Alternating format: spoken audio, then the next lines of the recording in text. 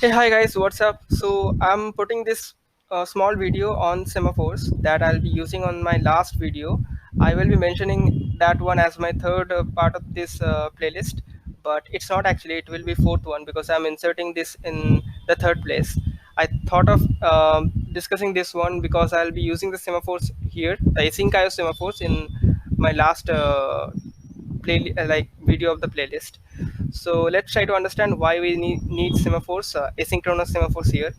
uh, so we have two coroutines. One is countdown and the other is do something. We want to sleep for 1 second and then want to print something as one, then sleep for 2 seconds and then print two, just like this. So we are sleeping for 1 second 4 times and we want to count down it. So it will be count up, basically it's not a countdown. Or we can do countdown by doing a 4 minus 1 thing. Yeah, yes. So it will be counting from 4 to 0. Let's see how it works, right?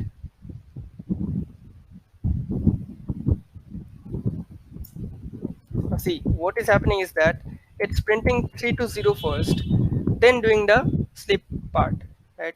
We don't want to do it this way, right? We want to count 3, then wait for 1 second, then count 2, then 1, then 0, but with 1 second interval. How we do that? We could have a simple variable condition here, okay? You can think of, but it's not like very good choice, because in case of asynchronous functions are so there is something called critical section. What is happening is that there is one variable, let's say there is one variable var, and because these functions are asynchronous, they will be accessing the function asynchronously, right? There is, say, coroutine 1 and coroutine 2. So there are some write read, and read write conflicts that you can go and read about, and which is the reason because why we can't use simple variables here. We need to use locks. So we can have these locks well implemented inside the async IO semaphore function. Now we write it as sem async IO semaphore, right? What we do is that we at first we acquire the uh,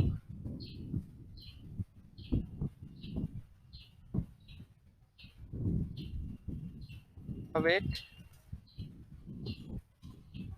then we will. So what acquire does is that it asks that if we have any semaphore available. So by default this is one, so we have one lock available that is open. So now my semaphore variable is 0, right?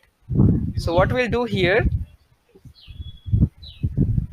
uh, what we can do here is that we can we have acquired it first, and now my semaphore variable is 0, right?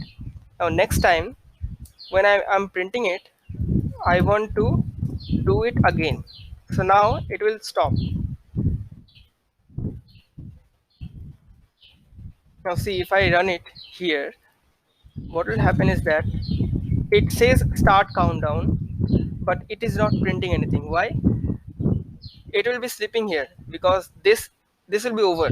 Okay, sleeping will be over because there is no blocking call here. This sem acquire is a blocking call that waits for semaphore to be available. We have only one semaphore and we have already consumed it here, right? So the opposite of this sem dot acquire is sem dot release. So each time we are doing one sleep, we can do somewhat like sem dot release. Okay, so what will happen now is that at first here some of our variable is 0 after this. So when it comes here, it is 0, right? But when I do, so when it has slept for 1 second, it will make it 1, right? So it was hung here. Next time when it comes here, it won't have to wait for it won't have to wait now because it has already released it, right? So because it has released it now, it has become one. The semaphore is a global variable. So, and the read write conflicts and write write conflicts do not occur on semaphore. It has been constructed in that way only. uh, Now next time when it goes into here, so what will happen is that it will acquire it, and again it will convert it into zero, right?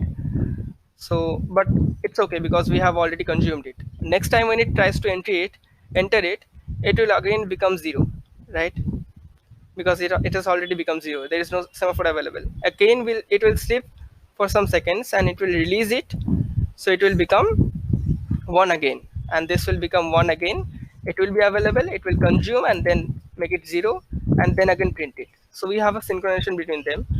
What might occur here is that,